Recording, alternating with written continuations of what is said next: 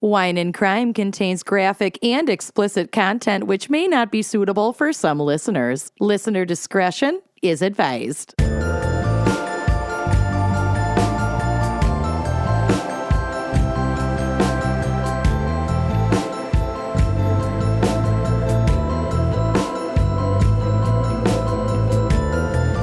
Are listening to Wine and Crime, the podcast where two friends chug wine, chat true crime, and unleash their worst Minnesotan accents. And yes, I did almost forget. Listen, how that you goes. Got there. That's all that matters. Just a little stumble. That's all right. We're allowed to stumble. Yeah. We can rebuild. You will be caught. Who are you? I'm Lucy. Oh, hi. Speaking of you will be caught, who are you? I got you, babe. I'm Amanda. Oh, good. Well, thanks for tuning in. And this week we have a very special fan pick from Kenzie Evans. Kenzie has chosen the topic of South Carolina crimes. Oh, this just drips off the tongue. I was very excited about this topic because this past September-ish, August, September, I was in Charleston. You love South Carolina. You love the I've been there wispy twice. tree moss. Oh my God, that like gothic. Yeah. Like the woods are really dark and creepy. Creepsters, yeah. It's very humid. There's alligators. It's a creepy place. I love it. So I do have a lot of personal photos on the drive, which will be on the blog. Yes. A lot of what my notes are about are things that I experienced firsthand. Not me running to the drive. There's a lot of photos. To and see actually, how I didn't cute even you upload are. them all. Oh my God. It was our baby moon kind of trip. This is making me very excited for what you're about to talk about because some of these photos are unfucking hinged. But I always appreciate that you and I, regardless of who we are vacationing with, if you go by a cool graveyard / cemetery, you're stopping and you're taking pics. Yo, yeah. Yeah. I every spent time. so much time in that particular cemetery. Corey was like, "Can we go now?" No, we can't. I was like, "No, I haven't photographed every single tombstone." Yeah, this one over here is broken and super spooky. Just go fucking sit in the car. If you can't handle it, go sit in the fucking car. I will catch up. Husband. Get out. I love that.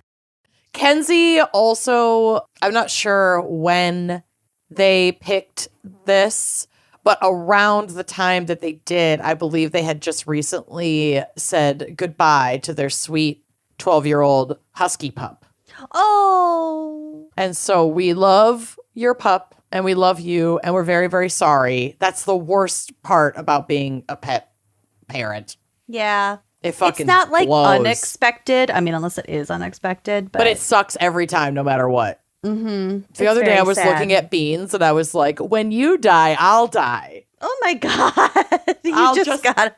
I'll I cry just thinking about Ghostface's death all the time. And that shit could happen any minute. Any minute. That she bitch could is be dead old. right now. I know. mean, I think Corey would probably tell you. But she hides, though. She could be hidden and dead. She's 16. Yeah, she's old. But my friend's had a little black cat, and he lived to be like 21 or 22. Dang. So she could have some years left. Mm-hmm. I mean, that poor little bastard was like skin and bones. It's not like he was super well, but They get he real made it. raggedy. They get He's real so raggedy after a while.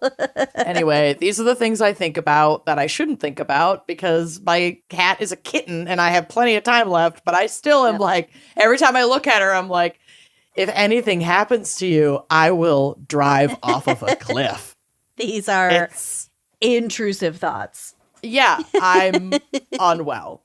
Anyway, I'm just uploading more pictures from my trip to South Carolina. Of course you are. So we have a lot to get through. We do. We do. If you'd like to kick us off with our wine crime pairing, Amanda. I would love to. Our beautiful fan picker also included a recommendation for a local winery, which I love. I love when y'all do this because even if I can't access the wine, I just think it's so cool to shout out small businesses. So like keep these recs coming. And, we tour. So one of these days, one of these recommendations might just end up being like, I don't know, a spot for a meet and greet. Oh, why not? A gal can dream. The winery meet and greets. Yeah, I do too. So the fan picker, Kenzie, shouted out Enoree River and Enoree River Winery? Enoree River Winery.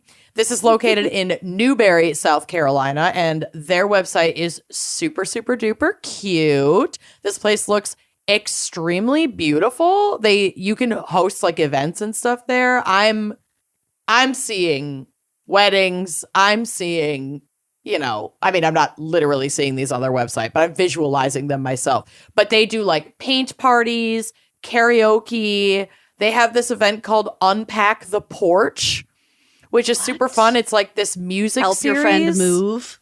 I mean, that would be amazing. This is way more fun than that. Do you get beer and pizza? It's a winery, Lucy. Oh, sorry, wine and pizza.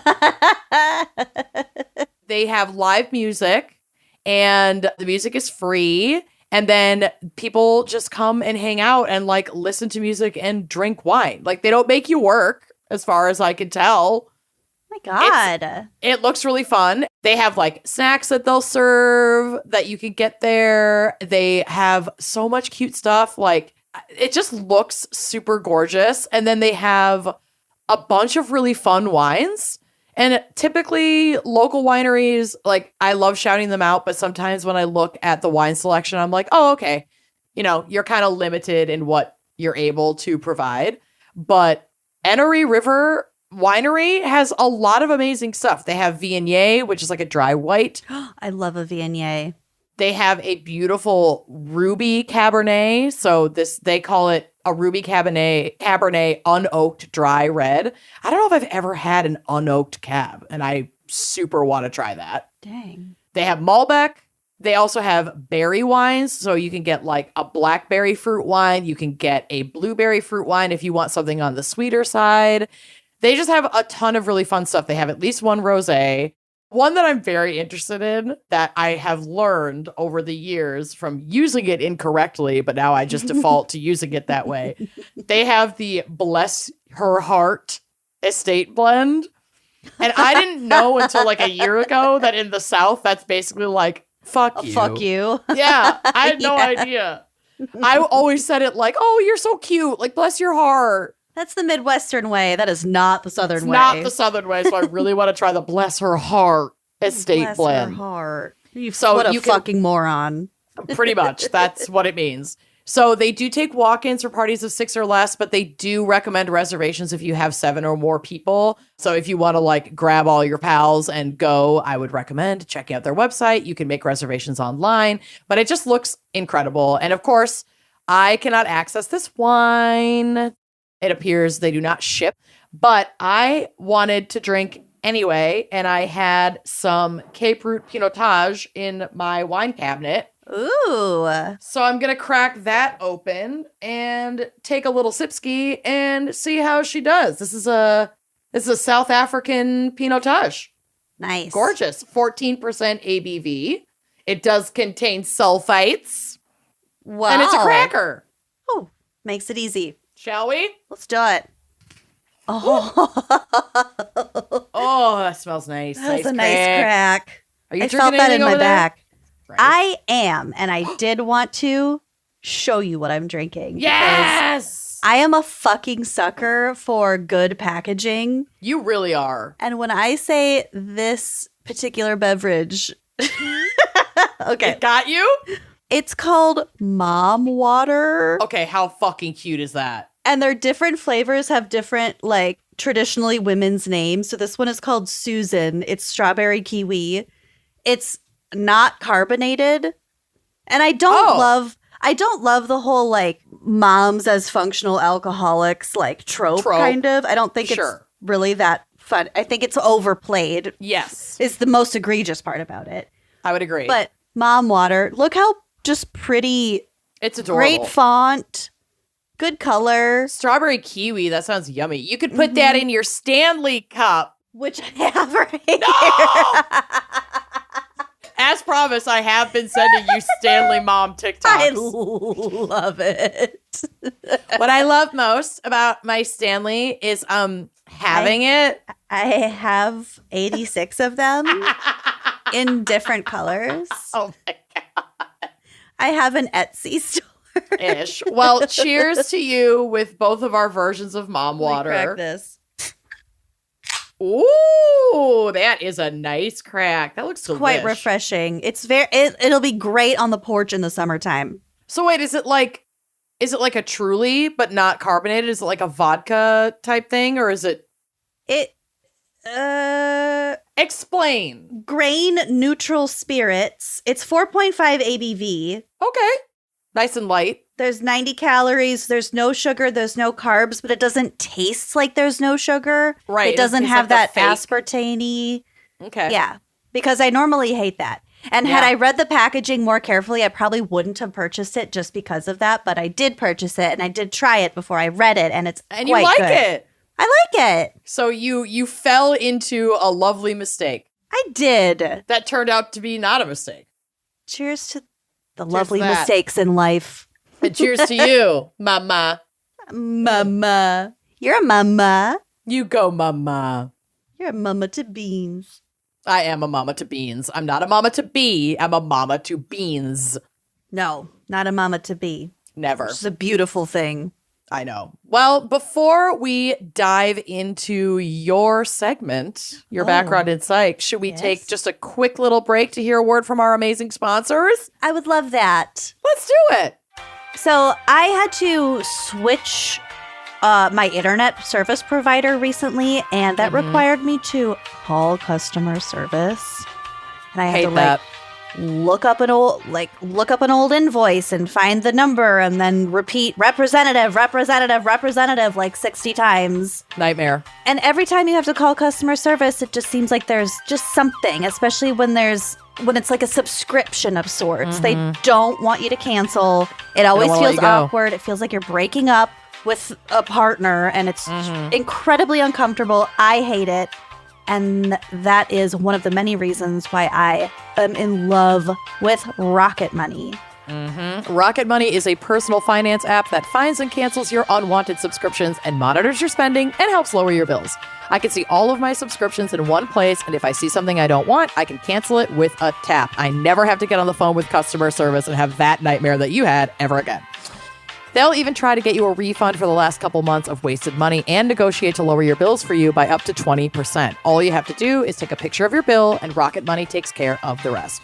Rocket Money has over 5 million users and has helped save its members an average of $720 a year with over $500 million in canceled subscriptions. So you don't have to just take it from us, y'all.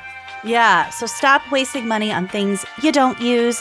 Cancel your unwanted subscriptions by going to rocketmoney.com/gals. That's rocketmoney.com/gals. One more time, rocketmoney.com/gals. And treat your mental health. Treat it. Y'all know that I am obsessed with Stitch Fix. I have been using it for years. It's like the only way that I've ever gotten jeans that fit. I am so in love with the styles that they send me. It's just the best. And with Stitch Fix, you get a stylist who understands your style, your size, and your budget. So it just makes shopping so much easier because they do it for you. And it's the easiest way to transform your wardrobe or to even just expand on the things you already like. It's your best friend. Yeah, and your stylist, who is a real person, by the way, they'll just help you take your wardrobe to the next level. So the last box that I got, it's staples, and it's usually in blacks and grays and jewel tones, so things that I'm comfortable with. But also a couple pieces to kind of push me outside of my box a little bit. So she helps me discover new things about my style. I'm like, oh my gosh, I do love color blocking. So it's like my stylish best friend is shopping for me. So, and that confidence boost when you get something and you just put on a really amazing outfit. That's what you get from Stitch Fix. It's like you're not dressing yourself. It feels fresh and new. And when you look good, you feel good, and it shows. Yep. So you just give your stylist your size, your style, your budget preferences. I order boxes when I want to and how I want. There's no subscription required. Amanda, I know you get regular boxes, seasonal boxes. I do. So my stylist just sends me 5 custom, just for me pieces, plus outfit recommendations. I love looking through that little like paper catalog and like, oh, that looks really cute paired with jeans and, you know. Yeah, and just like the styling tips. So, like I said, if you don't love something, you just send it back in this prepaid envelope. It could not be easier. Shipping, returns, and exchanges are always free. Half of my closet is now Stitch Fix. It's really, really nice. Same. I've made the switch and you should too. So style that makes you feel as good as you look. Get started today at stitchfix.com/gals. That's stitchfix.com/gals. One more time, stitchfix.com/gals, and treat your wardrobe. Trade it. Now is the perfect time to just move on from things that just aren't working for you in your life. Cut the fat, people. And with Next Evo Naturals CBD products, oil-based CBD can be one of those things that you just cut out. Get it out of here. Because oil-based CBD just doesn't mix well with water-based bodies, such as yours and mine. So you absorb as low as 6% of the CBD that's on the label. Next Evo Naturals developed a clinically tested, water-soluble form of CBD, and their gummies and capsules are proven to work faster and absorb 4 times better than oil-based products. So just go to nextevo.com and use code GALS for 25% off and check them out. Oh, yeah. I mean, I am in love with their sleep gummies. They have become such a just regular part of my normal routine. They really help me fall asleep quicker and stay asleep because they have that little bit of melatonin in them. They are just the best. And now you can get more out of your CBD with Next Evo because you can try their strongest gummies ever. I cannot wait to try these. The new extra strength daily wellness CBD gummies, which customers are loving. Or you can try their all-time bestsellers like the stress and sleep CBD complex gummies, which I always have those on hand, both. And find new ways to use CBD with a variety of convenient options, including gummies, which are my preference. But you can also do capsules. You can also do dissolvable powders. Those are great if you're trying to have a little evening tea. You can put the sleep dissolvable powder in there and just make that part of your little routine. They are a staple for my travel bag as well. For sure. And you can trust the brand with the data, baby. Their products are proven to absorb 4 times better than most oil-based products, and they work fast, with absorption starting in just 10 minutes. Next Evo is the only brand that has conducted human clinical studies to test the value of their products, and their label contents are 100% guaranteed, so what you see is what you get. Leave oil behind and start the year with more effective and fast-acting CBD from Next Evo Naturals. Get 25% off by using code GALS, G-A-L-S, at nextevo.com. That's 25% off at nextevo.com with promo code GALS. And treat your stress. Treat it. All right. Well, welcome back, y'all. And given what we have gotten a little peek of on your photos, I cannot wait to pass the baton to you, my friend. So, Lucy, what is our background in psych this week for South Carolina crimes? Well, I think I'm going to say that I do have psych, and it's my own psych, and it's great. my that fucking counts. All the cool fucking things about South Carolina that I like. Yeah, I'm psychotic about. I've also only been there twice, so it's not like I grew up there or anything. I do have psychosis. I do have psychosis. I'm also wearing my Folly Beach, South Carolina sweatshirt. How cute! I love that. Mm-hmm. I'm wearing a cardigan with nothing under it except a bra. Yeah, you are. So I'm a slut. I like it. I'm a warm slut. Slutty little bitch. Slutty little bitch. You slutty little minx. Dirty slut. Yeah. I am also wearing a necklace they're supposed to look like pieces of rice because rice trade is big in Charleston specifically. Oh, that's cool. Did you get that there? I did. Matching bracelet. It was a set. I was going to comment on this earlier because I feel like it's very rare for me to see you in a necklace that close to your neck. Mm-hmm. And I love it. I think it's very flattering and beautiful on you. Thank you. They look like tiny little pearls from a distance. I assumed they were pearls. It's silver. And it's like a nice thick chain. And they sell these things all over the place. So it's a very Charlestonian set. I love it. How cute are you? Look at you. The details. I got all dressed up today. I love it. In my crew neck sweatshirt. Okay. So we have to start with the flag because Always. she's gorgeous. Also, this is a state topic, so of course. Yep. So the flag consists of a blue field with a white palmetto tree and a white crescent moon in the corner. It is actually quite lovely. It's It's classy. Mm-hmm. So the roots of this flag date all the way back to 1775 during the American Revolution, when Colonel William Moultrie designed a flag for the South Carolina troops to fly. His design had the blue of the militia's uniform and the crescent taken from their cap insignia. And it's my impression that originally the cap had a flag where like the points of the crescent were facing directly up. So it was more like a U shape. Okay. And it wasn't until later that it was kind of tilted at an angle. Okay, to be more like a moon. Yeah. I think it was, yeah.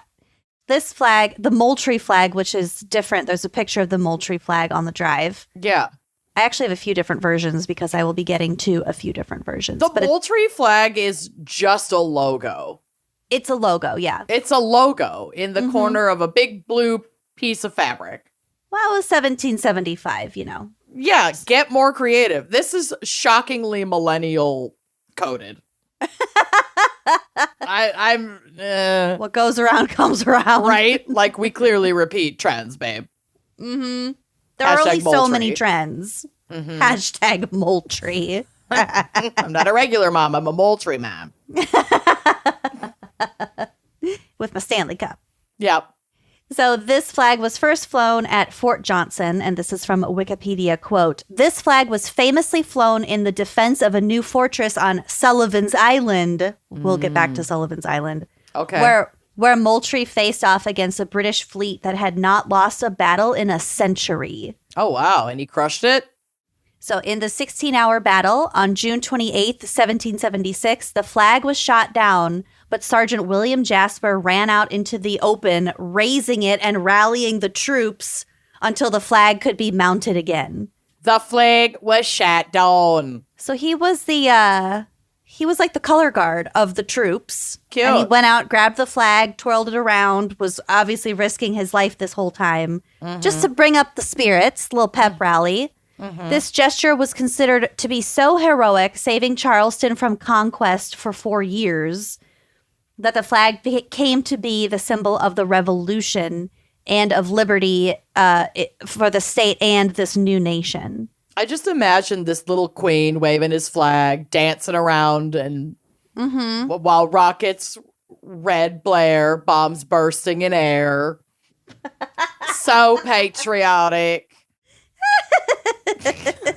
He's just twerking to the gunfire, the cannon fire. This is what I am picturing, and I will not be talked out of it. He's a hero. They This were is my a hero. headcanon now. Yes. So the palmetto was added to the flag in 1861, which is also a reference to Moultrie's defense of Sullivan's Island. Sullivan's Island it really carried a lot for a while. The fortress on Sullivan's Island that Moultrie had constructed had survived largely because of the palmetto trees, which were laid over sand walls, and they were able to withstand the British cannon fire. Interesting. So the trees saved the fortress and helped contribute to their, albeit temporary, defeat of the British. On January 26, 1861, the South Carolina General Assembly adopted the new flag by adding a golden palmetto encircled with a white background. And this flag, of which there's a photo, which will be on the blog, became known as the two-day flag because 2 days later, they changed it back to what it used to be because they didn't like it very much. I also wanted to note, I just Googled something about the palmetto tree. Because palm trees, the way that we know them, like in LA and in Florida, in like tropical zones of the United States, are not indigenous to the US, but palmettos are indigenous to the United States and indigenous Did you just to the Google South. that? I did. Oh, good for you. Because I was curious because I knew that like the palm trees we're used to seeing when we go to LA are not from here. Okay. So I was like, when you were talking about this being on the flag and that being so long ago, I was like, well, shit, I thought palm trees weren't indigenous to the States. And they're not. But this is a palmetto. They're also known as swamp cabbage, which I'm obsessed with. Oh, no. Hashtag swamp cabbage. And it is native to the I southern love United cabbage. States and the Yucatan Peninsula in Mexico and the West Indies. So palm trees are not native to anywhere in North, Central, South America? Or are we just talking current United States? There is a specific palm tree, let me look this up. The Ericaceae. I'm so sorry. I am not pronouncing that right. I didn't intend to go down this rabbit hole today. I'm glad you did. But thank you. That is the more like classic island palm tree that like grows coconuts. Those are not indigenous to the U.S. Are they indigenous the ones to Mexico? The ones that we have in the U.S. were brought here and planted. Okay. We're gonna get to the bottom of this, people. Palm trees are endemic to Asia. Really? Mm-hmm. I knew that they weren't from North America or spread Central like America. Wildfire. Yeah, I mean they've thrived here, but they were brought over. Cool. Isn't that weird?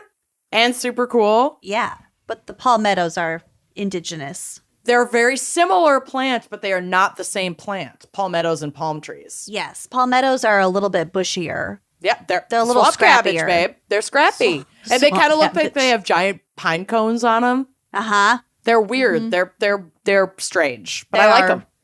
Yes. Oh, thank you Anyway. so much for Thank you for listening to Palm and Crime, and I apparently hold on to random plant facts every so often. You're a magpie. Hashtag plant facts. There it is. Palm trees also are perennial. Anyway, continue. Does that mean every year or once a year? Through the years. Okay. I still never fucking know. But I do, baby, so I got you. I know. Thank You God. don't need to know. Next time I'm at like the plant nursery, I'm gonna just call you and be like, No, what's annual gonna meeting? fucking happen is you're gonna get on like Who Wants to Be a Millionaire. And you're gonna have already blown your phone a friend to call Scott about some like literature question.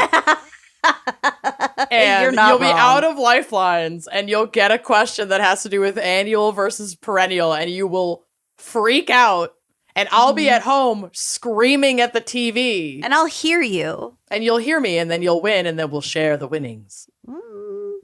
Most of that Okay. fantasy. Okay. Okay. So this flag was also a symbol of the secessionist movement for a while, making it one of the first of the Confederate flags. There were a series of Confederate flags. Yep. Aren't there always? Ugh. There is a version of this Confederate flag that's like a love child between the blue palmetto flag and the Confederate flag that we know today. No, today, yeah. It's really gross. You can look at it. It is Anything- not. just- It's too busy. It's not well it's done. really busy. I don't love it. I mean, the Confederate branding was like never all that cute anyway. It's too ostentatious. Yeah. It's not subtle. You patriots need to let go of that shit. Yeah, you guys Because need the to just Confederacy fucking was let it actually go. soups not patriotic. And y'all lost. Yeah, there's that too. So It's also completely based on owning other human beings. But Yep. Okay, so South Carolina was settled by the English in 1670 and was the 8th state to ratify the U.S. Constitution in 1788. There is a photo of me, which will be on the blog, signing that Constitution, the ratification. So funny. Do you see the picture? I see it. You look so pleased with yourself. That's the room where they ratified it. Yeah.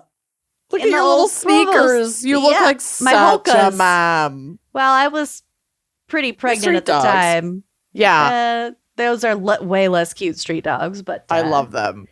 did a lot of walking that day. My hips were really hurting. They did not lie, babe. No. Okay, so yes, I ratified the Constitution in 1788. Back then, a lot of its economy was due to agriculture because of the area's fertile soil, and many plantation farmers relied on the slave trade for cheap labor to maximize their profits. Mm-hmm. In the 20th century, South Carolina's economy grew stronger because of its textile and manufacturing industries. And in the 21st century, tourism became a major industry as many visitors explored South Carolina's beaches, mountains, and historical centers in Charleston, Myrtle Beach, and Hilton Head Island. Okay. There are a lot of tourists there. Mm-hmm. Specifically, South Carolina is known as the birthplace of American golf. Okay. So like the sport of golf? Well, the sport of golf was invented in Scotland. Well, I know, but the American golf, I'm just making sure that we're referring to golf, the sport, and I didn't mishear you. Not like how football means something different. Right? Or I didn't know if maybe you said golf. Golf? Like the Gulf of Mexico. Oh. No, golf. I'm trying Golf. so hard to have this next portion of whatever you're going to say be about anything but golf. It's about golf. No! Clubs, balls, grass. Classic. Tiger Woods. I'll power through. Okay. So, South Carolina is one of the leading golfing states in the nation in terms of courses, participants, and tournament play. And if you've ever been to South Carolina, and I've only been once for my cousin, once for a show that we did there, but only once where I actually spent any time there. And it was for my cousin's wedding, and she got married at a resort on a golf course. So yeah. Weren't we in North Carolina for that live show? Maybe we were. I don't think maybe we weren't in South Carolina. I think we were in North Carolina. Because we did NASCAR. Yeah. What city All were right. we in? Charlotte. North I was like, Carolina. Cleveland, North Carolina. Charlotte. You're Anchorage, North Carolina. right. Minneapolis. You're right. I have only been to South Carolina once for this wedding, and it was on a golf course. So there you go. There we go. So there's a shitload of golf courses. One of the 2 times I was there, we stayed in Kiowa, and that's just like Golf bougie city. as fuck. Huge golf courses. There's so much fucking money that runs through the golf courses there, which I will get to. So the Grand Strand area alone, which is by Myrtle Beach, has over 100 golf courses. That seems like such a waste of water and land. Yeah. Why do you need that many? Because there's so much money. People, rich dudes want to go there and spend a lot of money. Money is fucking stupid. It is. South Carolina has more than 350 golf courses in the whole state. According to the Departments of Parks, Recreation, and Tourism, in 2021, the economic impact of golf in the state of South Carolina was $3.3 billion. Gee, the economic impact of golf. Yes, the golf industry supported almost 40,000 full-time jobs in 2021. I mean, okay, I guess that's good that it supported that many jobs, but like at what cost? What environmental cost? Yeah. Also, like, there have to be so many alligators on the golf courses. There has to be like an alligator wrangler for each golf course, I would imagine. I would hope. Yeah, and like a round of golf at this one place was like $600. It's so expensive at some of these Yeah. nice resorts. It's wild. And people do this every weekend. Yeah. Who's all the spending time. $600 a week on golf? And if you say your husband, I am turning this off and I'm Mine? getting in my car right now. I know he golfs. If he is, he has a offshore bank account that I don't know about. And a lot of explaining to do. His golf things cost like maybe $60. Golf things. Golfing. And even then, I'm just like, come on. Why? That's too much. I mean, I'm all for people having a healthy form of recreation. I just truly think golf is insufferably dull and very stupid. Sorry. I think it's kind of fun. Ugh. I know I've said this before, but I took golf as my personal wellness in High school? in college. Like college? Yeah. Ugh. You had to have like one personal what did I just Like say? a PE. Personal wellness credit. Yuck. Yeah. Well, I must have blocked that out when you said that before because I'm ashamed of you. Also, I love you. I was pretty good at it. I totally believe that. And also, I've been to at least one golf pros and tennis hose party with you. I know you look cute in the outfits. I have the outfits. Yeah, Yes. you look cute. Mm-hmm. The popped collar, because that's how old. That's how long ago we went to that. I like the colors. I like the fun, like preppy pastel fashion. I like the fun pants you can wear. The one glove. Yeah, the shoes are like mid, whatever. Yeah. They're boring. But cute ones exist. Yeah, I will never get behind the sport. I like driving the cart. I do love a golf cart. And I like drinking beer. Yeah, you're halfway there. You're I like to 2/3 walk. of the way there. Well, Okay. last time you walked, you broke your foot. So That's super true. And needed surgery. Anyway, anyway. I should shut up now. last time you walked. broke your foot. Where's the lie? Why can you just read me to filth so easily? It's like it just rolls off. Yeah, well, last time you walked, you broke your foot. Now you're fucking hobbling for the next 6 to 8 weeks. I'm just keeping it Dumb real. bitch. I'm just keeping it real. You are, and I appreciate it. Someone's you're gotta knocking me keep you down a peg. humble. Don't be out here bragging about how much you like to walk. You fucking hobble job bitch. Bitch, last time you walked, you broke your foot. You guys, the service was so flat. It's so embarrassing. I'm never going to recover from this. Never going to recover from this. And I didn't realize that your whole foot was broken. I was focused on your skinned ass leg. Yeah, no, okay. So for those who don't know, I went all the way down and I was bloodied on the right leg. My left foot found the only divot in an entirely flat surface and rolled into it. It's basically a gymnasium. It was totally Pretty much, flat. it was essentially paved. And I broke my 5th metatarsal, which, 25% of the bones in your body are located in your feet. You got a lot of bones in your feet. Yeah. Your odds of breaking your foot were really high. Extremely high, just from existing. So I broke the 5th metatarsal. It's like that outer bone that connects your pinky to like your ankle, the rest of your foot. And I didn't actually break it that terribly. The problem is that a bone fragment, like trigger warning, she nasty.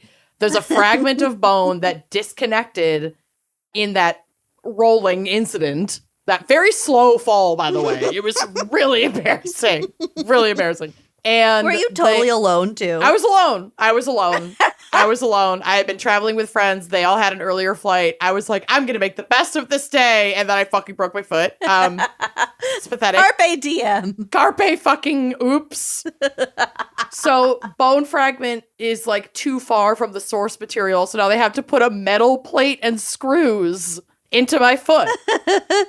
I'm going in tomorrow. You're going to set off TSA sensors for the rest of your life. I'm not. I asked because it's going to fuck up my pre-check. It's medical grade titanium, so it won't, it shouldn't, is what I was told, set off metal detector. Okay. But I was like, what about my TSA pre-check? That's the first thing I asked. First of all, I'm not a pre-check girly, actually. I'm a clear girly, but still. Anyway, last time you walked. So yeah, I'm having my last wine. I can't consume anything after 2 a.m. My surgery's tomorrow at 12:45. Oh my God. Where should I send the balloon bouquet? Don't. Listen, you remember Cleveland crimes. Telegram. You know how I feel about balloons. Yeah, true. But if you want to send a singing telegram, fucking also don't. That sounds awful. You're all fucked up just clapping along. Just be available to me as I spend the next few days continuing to binge watch Real Housewives of Salt Lake City. Yeah, babe. I am always here for that. Mm-hmm. Always. I can't wait for you to catch up completely because I'm that close. finale. I'm on season 3. Okay, good. So I'm gonna be right there. I mean, I can't leave my house for 2 weeks. Yeah, what the fuck else am I gonna do? Work? Perfect. Then you also need to start if you have God. Just kidding. I'm definitely gonna work. I'm not gonna leave you like that. I got you. Also need to start True Detective, the new season, if you haven't already. Oh, it's so good. It's so good. Wow. I can't. I screamed aloud when Jodie Foster's sex scene happened. I'm not going to give anything away, but I was like, Jodie, you are a proud lesbian woman. Is she a lesbian in real life? She's got to be. I believe so. I thought she was. Did I just fantasize that? Because well, it's the hair. I'm in love with Jodie Foster. I don't know. She's got a haircut that would suggest. I'm going to Google this. Jodie I mean, Foster. I thought she was queer, personally, but I might just be inferring something that isn't real. I might just be projecting my own fantasies onto someone who did not ask for that, and that's on me. She came out this week. Wait, what? She came out at the Golden Globes on Sunday, according to Reuters. Oh, no, that was 2013. Okay, I was like... She confirmed it 11 years ago. This week. Yeah, okay. I thought she was gay. I thought so. I thought I didn't imagine that. I thought I didn't fantasize that entirely. Anyway, we just got completely off the rails. Were we talking about golf? Yes, and I'm going to keep talking about golf for just a little bit longer. Okay. Go!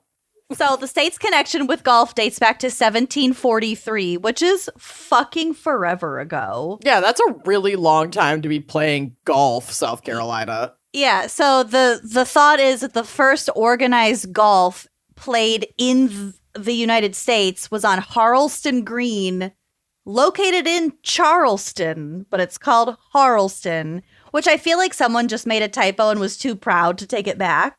Because it's spelled like Charleston, but without the C. But with no C. Yes. All right, well, that's canon now. Yep.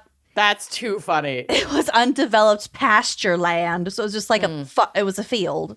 Yeah. Golf historians suggest the early game was played without a set number of holes, greens, or designated teeing areas, so it was just chaos. Just hit this ball till you're bored. Well, there was like a hole. Well, okay, so the holes were not clearly marked, and somebody just like ran ahead and dug a little hole. Stop. And then there would be a designated person to stand next to said crudely dug hole. And just wait to be maybe hit with a golf ball, which are like notoriously really hard. Yeah, so they were the ones who shouted 4 to warn others that the ball was approaching. Oh my God. Caddies had it so rough. Yep. Mm-hmm. I mean, they still do, but fuck. So then after completing that hole, the players would tee off 2 club lengths away from that hole. So like nothing was like consistent or standardized or like numbered. Did white people invent this game? Because this has white people Scottish. written all over it. Okay, yeah, Yes, okay. of course. Yeah, all right. I was like, this is us, right? This is definitely us. Yeah, okay. Mm-hmm. Yep. So on September 29th, 1786, the South Carolina Golf Club was founded by a group of Scottish merchants on Harleston, not Charleston Green. It had a clubhouse by 1795, but was shut down shortly after because Harleston, not Charleston, experienced a residential building boom. So, like, they think that they just built over the golf course because it was, again, pasture land. So wait, is there a town called Harleston and a town and a city of Charleston? Harleston Green is located within Charleston. This is so embarrassing. I know. Okay. It's now known as Harleston Village, but it's in downtown Charleston. I'm telling you, it was a typo. It had to. It had to have been. That's hilarious. It was a print press typo. Yep. So speaking of Charleston, Charleston is known as one of the most haunted cities in America, which was reason numero uno why I went there. You took a ghost tour, didn't you? Fuck yeah, I did. There's a picture of me with the horse that that's led right. us on that the ghost horse. tour. I can't remember her name, but she was a She's gentle precious. lady. Look at her braid. Yeah, she was so pretty. I love her. So some of the historically significant locations that are rumored to be haunted include the old Charleston Jail. So this jail is the site of historical and architectural significance. According to the lore, the plot of land was used to bury the dead of those who could not afford a churchyard burial before the jail was built. So it was already built over dead poor people. Oh, God. So probably lots of grudges, you know. Yeah. The building served as the Charleston County Jail from 1802 to 1939. That's a long time. Yeah, and was known to house some of Charleston's most infamous criminals. Mm-hmm. And since its closing, the jail has remained vacant, which is creepy. But starting in 2003, it was used for walking tours and has gained popularity for the ghost tours there. I did not go to that jail. Okay. I should have, but I didn't. My hips were really hurting that week. You were hella pregnant. Mm-hmm. Some people claim to see objects move, to hear voices and slamming doors. And the jail has been featured in many paranormal investigative television shows such as Ghost Hunters, Ghost Adventures, and Paranormal State. I might be totally pulling this out of my ass, but I feel like M has covered stuff around this. I'm positive that he has. And that's why we drink. Mm-hmm. Positive. I'm pretty sure. It's ghosty. Yeah, which like every few year reminder that we need to get them back on the show for a crossover. So we love you and we miss you. Yes, we do. Mm-hmm. We're overdue. So one of the other haunted-y, ghosty places that I have pictures of is the Circular Church. Ooh, it's so creepy, but it's gorgeous. So that's right in downtown. It's so fucking pretty. They have the most gorgeous, spooky cemetery in the back. Mm-hmm. And we drove. The horse pulled us past it while we were on our ghost tour. Oh, this is stunning. The photograph you have looking out on the cemetery with the like wispy trees coming down. Mm-hmm. Oh, Spanish my God. moss. Yes. Absolutely gorgeous. I mean, what an incredible place to lay to rest for all of eternity. Like, I would pick this. So, two of the coolest things. Well, yeah. Okay. So one of the coolest things about this cemetery, if you look at the one that has, it's a close up of the tombstone that has like a baby skull, a skull with the wings off of it. Yeah, it's so cool. Like that is the most old timey. Like they have tombstones here from like the early 1600s. I'm pretty sure. That's wild. It's such an old cemetery, and they take immaculate care of it. These stones are in beautiful condition. Mm-hmm. Except for the broken ones, but yeah. Well, yeah, but even that one's pretty clean. Mm-hmm.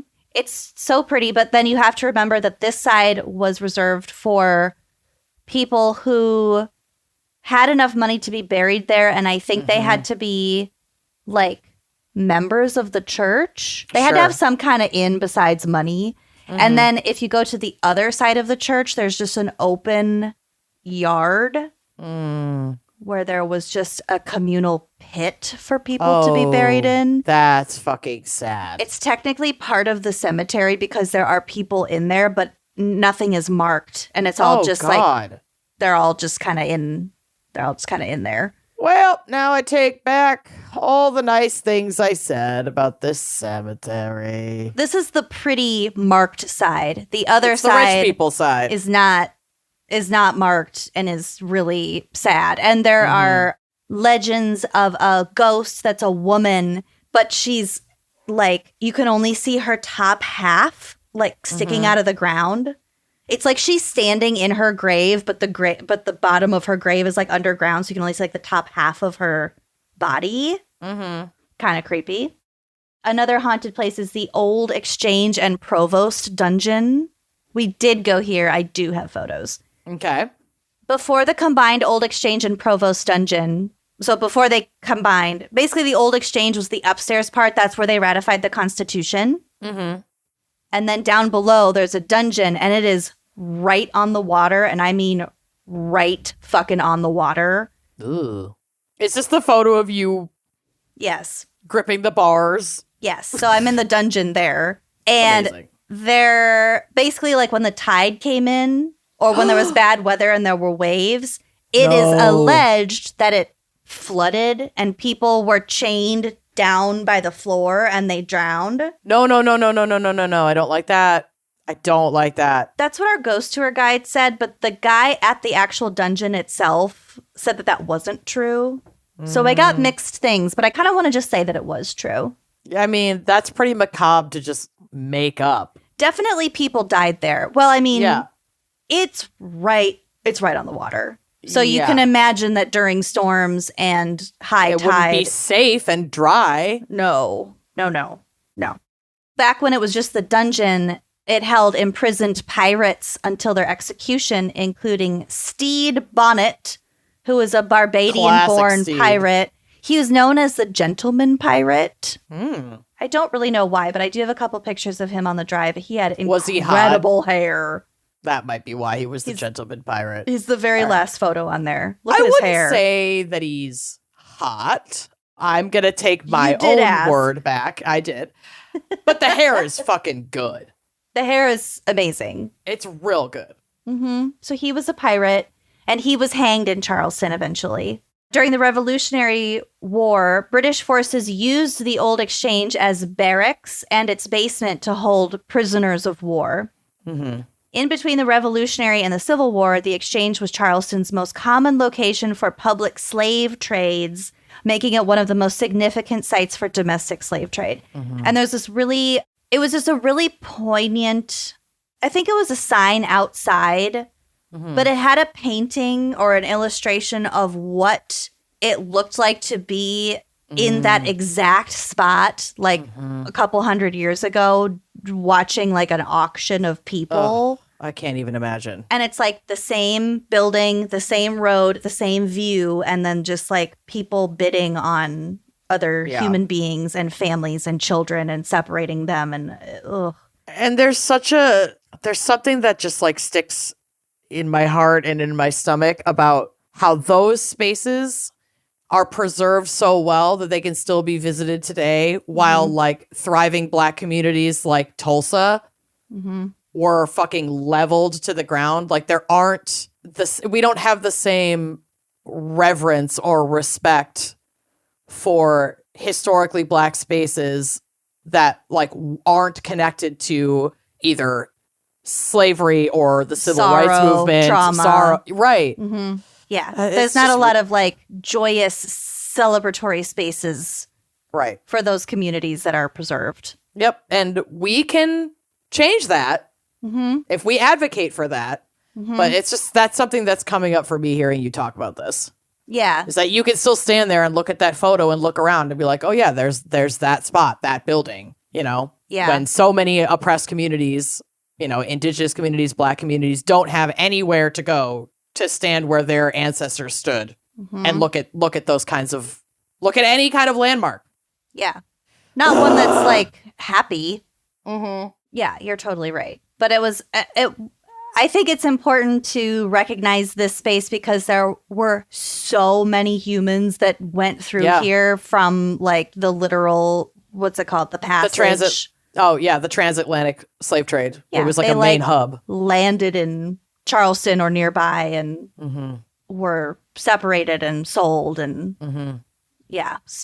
But as far as like Charleston being one of the most haunted cities in America, Yeah, I mean, some of the most surprise. horrific human tragedies of our entire humankind happened there. Yep, Oof. exactly. So the Exchange Building became a National Historic Landmark in 1973, and many guests have reported hearing screams and moans, having seen orbs, and even feeling like something or someone was suffocating them. I didn't experience that. Regrettably, but another haunted location is White Point Garden, also known as Battery Park. This land is known as the place where pirates were hanged. So this is where allegedly Stede Bonnet, the gentleman pirate, and his crew were hanged. And many visitors have reported seeing faces staring at them and figures hanging from the trees. Ooh. South Carolina is also home to the legend of the Lizard Man. I have a screenshot. Which This is what I was waiting for. Look at how stupid That is it looks. quite the costume. I know. I love source, Sarah Barra. Yeah. And if Sarah saw it, it's fucking real. Yeah. Oh, yeah.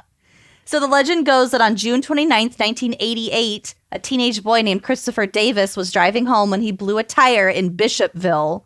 When he got out to change his tire, he was approached by a 7-foot-tall, scaly green man with 3 fingers and red eyes. He was approached by a guy who had been hired for a birthday party who was taking a cig break. And you should have just left him the fuck alone. Sarah Barra. So that picture is from a 2015 news alert. News alert. There are no photos from the Davis attack. But Lizard Man attacked Davis's car, leaving deep scratch marks behind. No, okay. Davis borrowed his mom's car. He got into an accident. He didn't want to get in trouble. He'd definitely been smoking weed. I swear to God. You're not going to believe me. You're not going to believe. I know you're not going to believe this, but like, I swear to God, a lizard man scratched the car. This wasn't me. This was not me. I did not run into a native palmetto. I did not wreck the car. It was the lizard man. Okay, I love that so much. But you might be surprised, since this first report, many other people have come forward with similar stories about the lizard man destroying their vehicles or belongings. Listen, if it worked for Davies, yeah, or Davis, whatever, a bunch of other people are going to fucking do it too. Listen, everyone's collective delusion is really just us latching on to a collective excuse to get out of something. I'm telling you. This is from a 2015 WCSC article. Quote, though the legend became popular and even attracted national attention in the late 1980s, the Bishopville Cotton Museum has sightings documented all the way back to Native American times. Their words, not mine. So here's a quote from Jason Cox, who works at the museum. How many things that we've taken as, oh, that's a story that can't be, has been proven true. So as I tell people, you have to believe. You have to believe that there could be a lizard man out there. No, I don't, Jason Cox. I don't have to believe that. I believe in actual lizards, which are arguably much more terrifying. Yeah. Well, the photo... It could still fuck up your car. The photo of Lizard Man cracks me up. Like, I can smell that costume. Yes, it's made of rubber. Look at the tail. It's a very good costume. But yeah, that costume reeks. Also, it smells why like would a cigarettes lizard... and a sweat and a tire shop. And like a Chuck E. Cheese ball pit. Yeah. Mm-hmm. And I can feel the texture of it. Yep. And it's making me very unhappy. If you flicked it, it would like bounce. Boop. It would like... It's rubber. Why would a lizard need to like be that foam buff? Rubber. Yeah. That is a buff lizard walking on two legs. The muscles are too much. Yeah, they're really gross. It's very upsetting. Like, there weren't this many muscles in Magic Mike.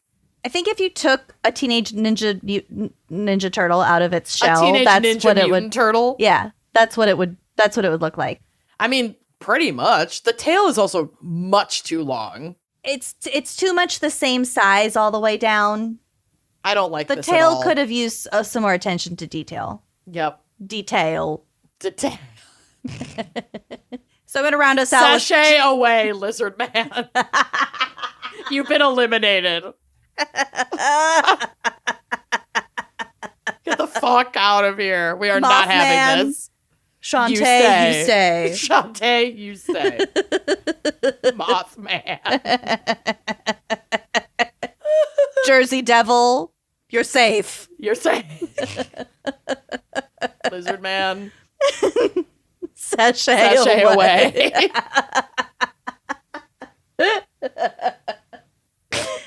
So stupid. I know. We're so stupid. So dumb. Oh my God. Okay. I just have a few fun facts of South Carolina to round us out. Off. On November 2nd, 1954, former Governor Strom Thurmond became the first person to be elected to the U.S. Senate as a strictly write-in candidate. In 1954? Yeah. I was surprised at how recent that is and how do you run as a write-in? I don't know. Right? With no social media? Babe. He served the state of South Carolina for 47 years, 5 months, and 8 days. He was in opposition of the Civil Rights Act and the Voting Rights Act. Strom Thurmond was not. He supported racial segregation. He was a piece of shit. I mean, he did a great job serving the interests of the white elite Yeah, and white supremacy. He nailed it at that. he did nail it at that. But Fucking he was crushed. a raging racist. Okay, Yeah. just want to clear that up. Yep. Okay, South Carolina produces more peaches than Georgia. I knew this. We've talked about this before. I think in the Georgia, didn't we do an Atlanta or Georgia show? We did an Atlanta show. We've definitely talked about this before. Mm-hmm. In 2017, the state of South Carolina produced 10,400 tons of peaches. Tons? Peaches for me.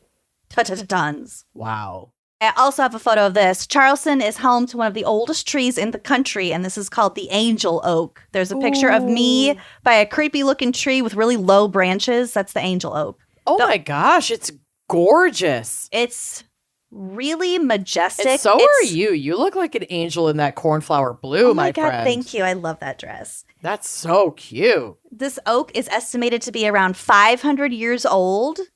Its limbs sprawl across more than 187 feet. So it's really low and wide. And it stands 66 and a half feet tall.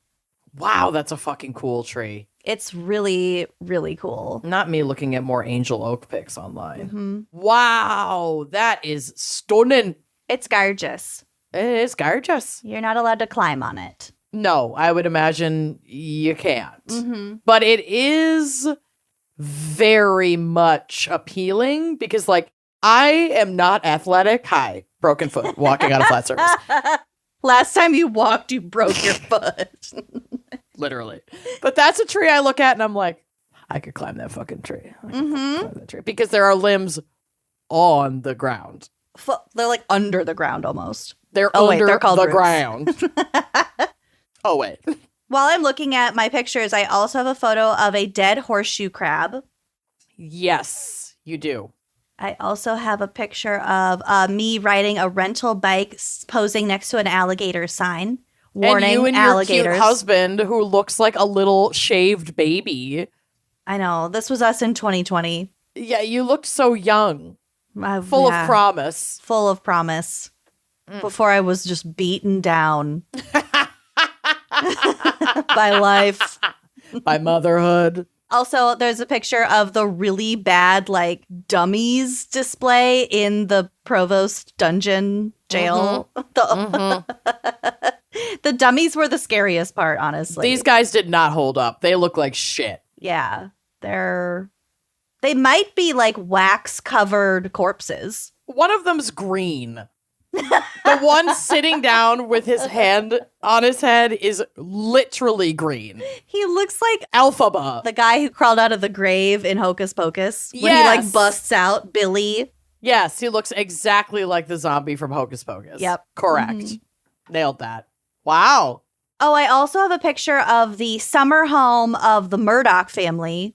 Ugh. Because that That's was what on. this ugly white house is? Yeah, it's for sale. At wondered. least it was. It was for sale.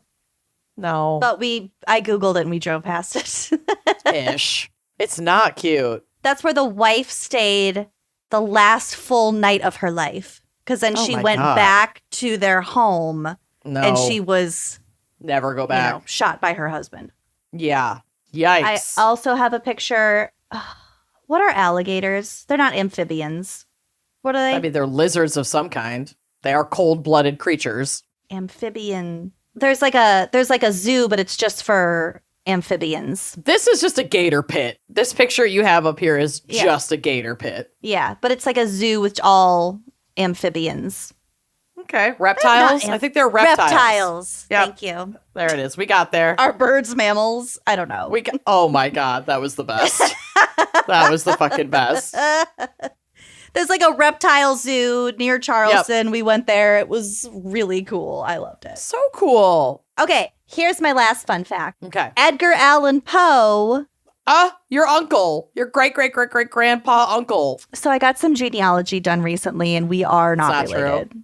Well, don't tell people But I'd that. like to keep up the lie. You look exactly like him. I'm pale.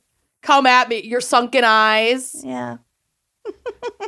Literally Poe's face on just a beautiful woman. All right. I'll take it. I'll take his face.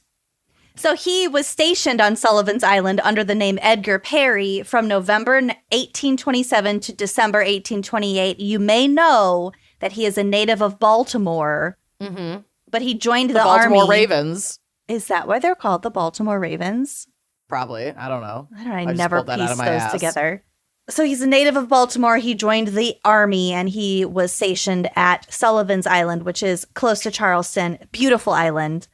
Named after a mythical bird and a famous poem, the NFL team in Baltimore became the Baltimore Ravens Evermore team Friday, March 29th, 1996. Oh my God, thank you for Googling everything I neglected to Google. I'm a fucking genius without realizing what I'm fucking talking about. Accidental genius. Accidental Genius is here to tell you everything you didn't know. Annual V perennial. Baltimore motherfucking Ravens.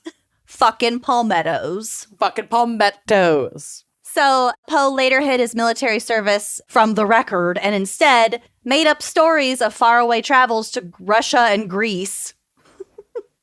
What? He just wanted to be more interesting. So he's like, I didn't join the army I just and go to went South there. Carolina. I went to Greece and Russia. Yeah. His story, The Gold Bug, takes place on and around Sullivan's Island. And there's also a bar called Poe's Tavern, which is like Cute. Did you Edgar go Allan there? Poe themed. Of course I did. Was it awesome? Yes, there's pictures on the walls of like all sorts of artwork revolving around Edgar Allan Poe. There's Cool. like ravens everywhere. I bought a t-shirt. Of course I did. Duh. They have good Cool Poe cocktails. Tavern. The bartender was really nice. I love that. We got chips and salsa. It was great. Yum. You love chips and salsa. Fucking love it. You really do. Anyway, those Wow. are my South Carolina facts and psychology. My own psychology. My own psychosis. I'm glad that you brought, obviously there was some heavy stuff because American history is full of heavy stuff. But I'm glad you brought some fun stuff because I have none fun stuff Oh, coming for you. So let's take a quick ad/mental health break and then should we dive into my case? I would love that. Let's do it.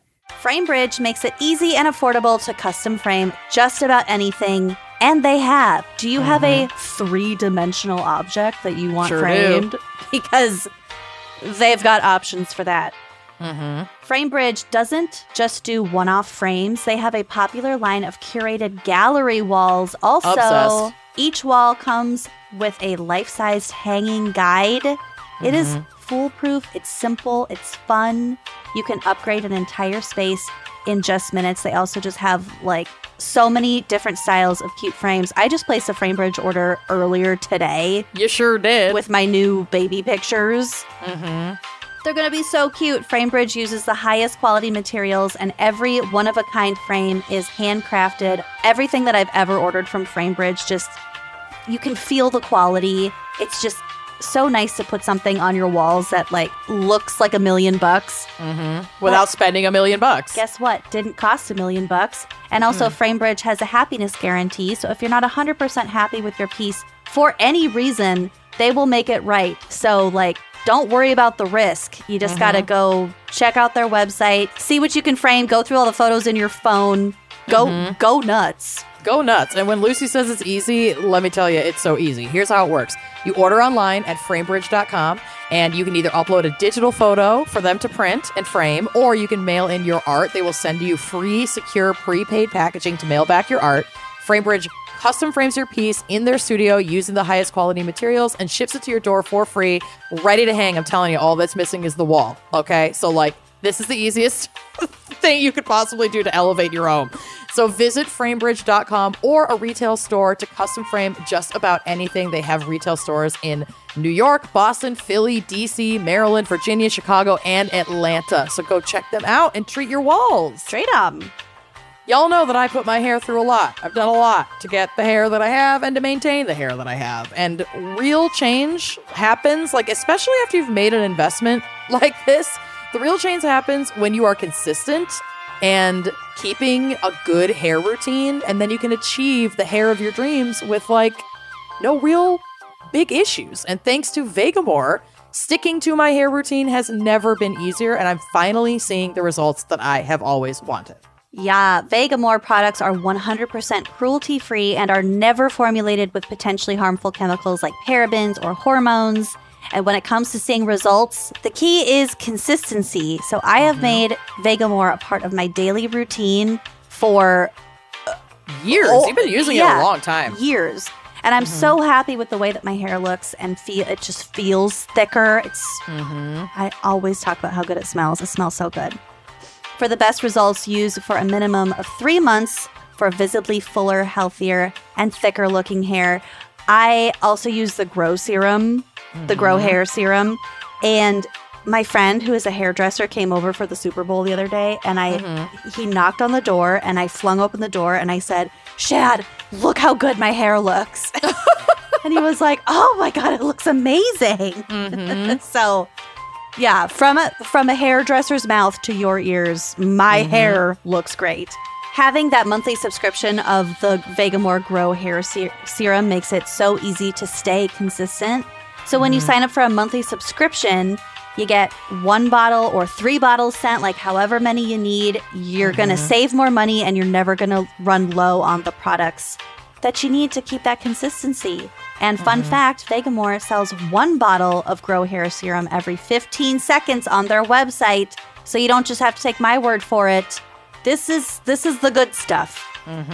Yeah. So elevate your hair wellness routine this year with Vegamore. For a limited time, get 20% off your first subscription order by going to vegamore.com/gals and use code GALS at checkout. That's vegamor.com/gals, code GALS to save 20% on your first order. One more time, vegamor.com/gals, code GALS, and treat your hair. Treat it. So, I have kind of struggled to sleep most of my life. Once I'm asleep, I'll stay asleep, but it's like the wind down that I really struggle with. And what I didn't realize is that you can actually learn to sleep better. I just assumed that I wasn't a great sleeper, But I have been loving my Hatch Restore because it's more like a sleep system.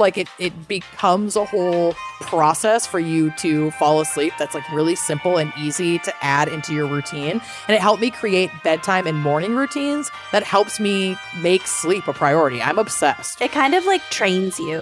It does. So the Hatch Restore is a device that teaches your body when it's time to go to sleep or to wake up with nighttime and morning routines so you can prioritize your rest. And it is so gentle. I wouldn't even call it an alarm, but when it wakes you up in the morning, it starts with gives this you daylight and a gentle soundscape. Like a slow sunrise with the light, and then this really, really beautiful soundscape to sort of wake you up really gently and naturally. I can't preach about this enough. So you customize your bedtime routine. There's a whole app. You can control everything on your phone with a selection of light and audio cues.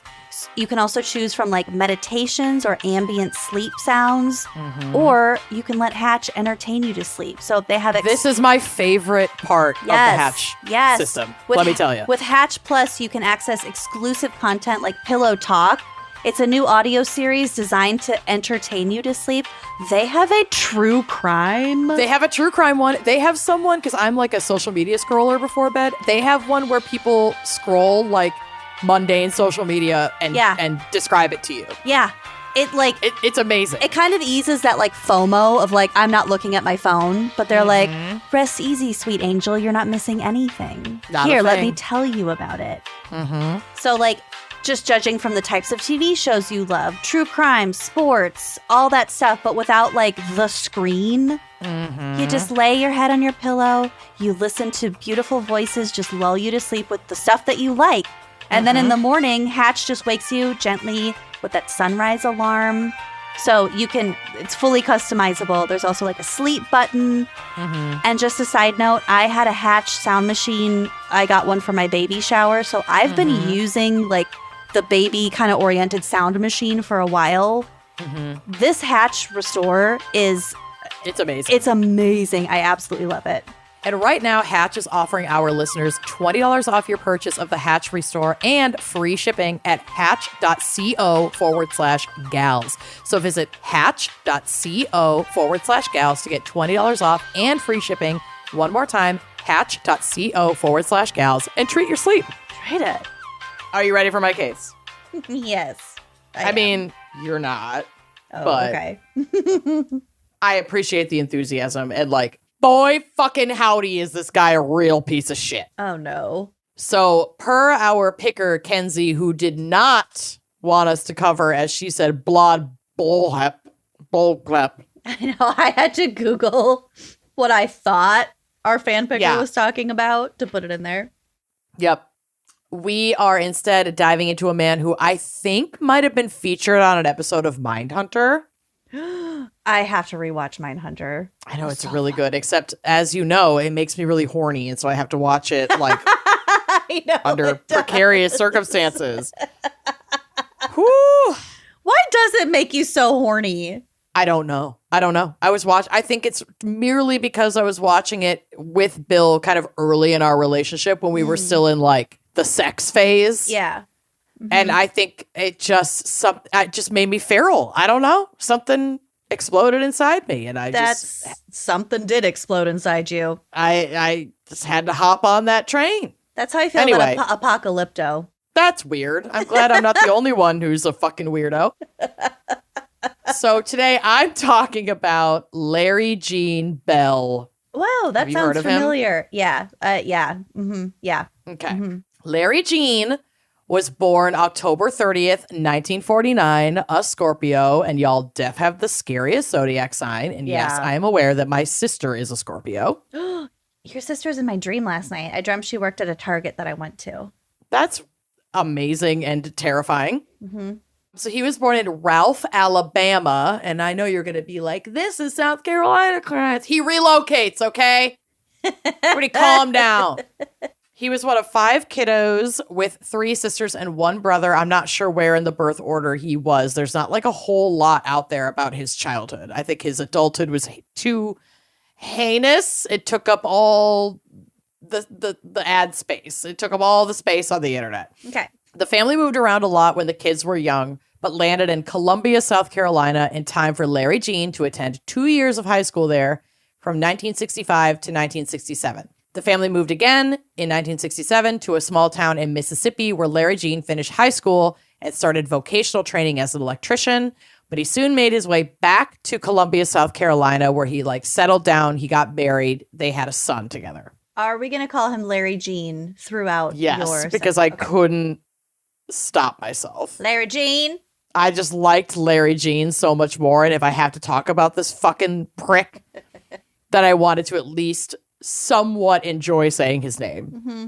So trying to make a life for himself and his family beyond electrician work, which begs the question, why? That's an incredible job. Electricians make bank and they always have work.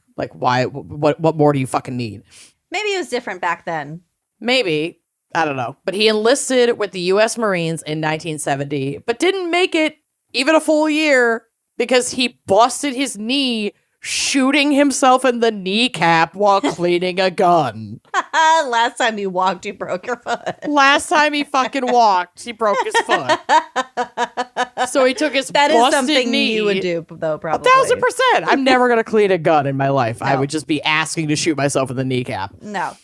Yeah. He took his busted knee and hobbled into the career of correctional officer at the Columbia Department of Corrections, but only stuck around for a month, before moving his family to Rock Hill, South Carolina in 1972. He was moving anyway. And by 1976, he was divorced, and as far as I know, did not have custody of his son. So he's just on his own again. Okay. Bye-bye. There's no doubt that Larry Gene's life was troubled. The dysregulation of constant relocation alone would be enough to qualify as childhood trauma. Though I don't have more of an indication of childhood disruption than that. I didn't see anything about histories of abuse, things that more obvious. Yeah, things that are more obvious, which actually makes this case much more sinister to me because oftentimes we can grasp at specific childhood events or adolescent events that might paint a clear picture or draw a clear line to violent behavior. But When Here they come on out this of one, fucking the clear blue, I'm so really at a creepy. loss. It's very creepy. It's I love unclear. It's unclear what Larry Jean was up to in the years following his divorce, but it didn't take long for him to get up to some seriously fucked up shit. Shortly after his divorce in the 70s, one report I read said that Belle, Larry Jean, tried to kidnap at least 3 women using a knife and a starter gun, but served a 3-year sentence in prison for only one of these attacks. What's So a he, like, starter gun? I have no I'm idea. Googling it. Go for it. Find out. You will Google during my segment. I will Google and you during Google during yours. mine. We're passion the potato. Oh, it's a blank handgun or an electronic toy gun. So like a fake gun. So like track and field when they shoot the gun. Got it. Starter gun. So it wasn't, I mean, he was using it more for intimidation to It abduct looks like these a women. gun. Yeah. It's just with blanks. From there, from these acts, things escalated really quickly. On May 21st, 1985, on a scorching hot early summer day, 17-year-old Sherry Faye Smith was abducted at gunpoint from the end of her driveway, her own driveway, while retrieving the mail. Ooh. She had approached her home in her car, likely coming home from school, pulled up alongside the mailbox to grab the mail when a man with a gun approached her and forced her out of her car and into his. Her car was found abandoned at the mailbox, still running. He abducted her out of her running car. That's creepy. And this was only 2 days before her high school graduation. Oh, she's on a high. Yeah. Without witnesses to confirm who had taken her, the abductor, who obviously we know to be Larry Jean, took the sadistic action of calling Sherry Faye's family over and over again to taunt them. He would call multiple times a day using a distorted voice, and they think he was using like a primitive like voice modulator. Later, it was confirmed that the calls were coming from a payphone about 20 miles from the Smith home, from Sherry's house. He would tell the family that Sherry was fine and taunt them as they feared for their daughter's life. In a phone call less than a week after her abduction, Larry Jean told the family to expect a letter in the mail the following day with more information about Sherry. They did get a letter, 2 pages long and handwritten on paper from a yellow legal pad, which will come into play later. Her parents recognized the penmanship right away. It was their daughter Sherry's. And there is a photo of this letter on the drive. Across the top, she had written, "Last will and testament." No. Yeah. This is so disturbing and heartbreaking, so just like buckle up. I don't know what else to tell you. Quote, several times throughout the letter, Sherry emphasized to her family how much she loved them. She wrote that they should never let her kidnapping ruin their lives. She also requested that she have a closed casket at her funeral. Ooh. I just cannot imagine getting this letter, knowing your child was forced to write it, not knowing where she was or what had happened to her. Like, reading about this made me feel sick. Also, writing it, what she knew about what was coming to request a closed casket funeral. Yep. Oh, God. Yeah. So 6 days after her disappearance, Larry Jean made yet another call to the Smith family. This time to confirm their worst fears by giving them directions to Sherry's remains. Oh. Her body was found behind an old Masonic lounge in Saluda County, South Carolina, 18 miles from the Smith home. So, like, she'd been pretty close the whole fucking time. She was within 20 miles of them. Lodge. Masonic Lodge. Oh, Did I say lounge? You said lounge. I was intrigued. I love a Classic. lounge. I want to go to the lounge. It's a lodge. Okay. I probably shouldn't be like getting a little drunk the night before surgery, but fuck it. They didn't say I couldn't drink. They just said not after 2 a.m. That's fine. Just quit drinking at 1:30. Exactly. It's going to be fine, you guys. It's fine. This is my will and testament. Last will and testament. Okay. Oh, no. Just kidding, you guys. It's just my foot. They can have it. Genetically speaking, historically speaking, you can live with Historically speaking, we do just fine with only one foot. Is the foot that your dad lost the same foot that you busted? No, he lost his right foot. I'm having surgery on my left foot. Hashtag my left My foot. left foot. Okay. Just making sure. Yeah. If my foot is amputated, something went really wrong. I just want to put that out there. That is not This is what your is last supposed to will happen and testament. I would tell them, I want them to know it was me. If my foot gets amputated, Lucy had something to do with it. I wanted only it. person. Put it Yeah. in a preservative. Check her fucking cabinet. I already have the jar. This bitch has it. You got small Give me feet. back my foot. You got small feet. I could get it in a jar. I hate this. Okay. When's the last time you got a pedicure? Shut up. A while, actually. It's been Oh, a minute. They're not cute. You're going to You know, want to touch don't worry, those up. I'll take care of it. You're going to want to touch those up. It's not cute. Okay, back to this horrible murder. Yeah, we had to take a little mental health detour. Yeah. They performed an autopsy, and this autopsy indicated that Sherry had been dead for at least 4 days, and she was found on like the 6th or 7th day of her disappearance. Oh. But other details were nearly impossible to determine, as Larry Jean had left her exposed to the elements, namely the scorching South Carolina heat and humidity, destroying crucial evidence. Yeah. She humid. And not that they really had like forensic, like DNA Technologies. technology the way that we have it now, because this was 80s, 85. But still, like, there are other important factors that could have been determined had she not been sitting in the blistering sun basically for days. I still feel like a lot of cases that were worked in the 80s, they kind of knew that technology was coming. And so they held so on they to still stuff. preserved stuff. They did. They for sure did. I don't know if that was pertinent in this case because it became so clear who the culprit was, but I'm sure that they had maintained some forensic evidence for future technology. I'm opening my other mom water. Yes, honey, as you should. Because I'm a mom. So authorities were unable to definitively determine her cause of death, but a residue of duct tape on Sherry's face suggested that she had died of suffocation by having had duct tape wrapped around her face. Ooh. And in one report I read, they said a plastic bag had been found over her head, so they think that she had been suffocated.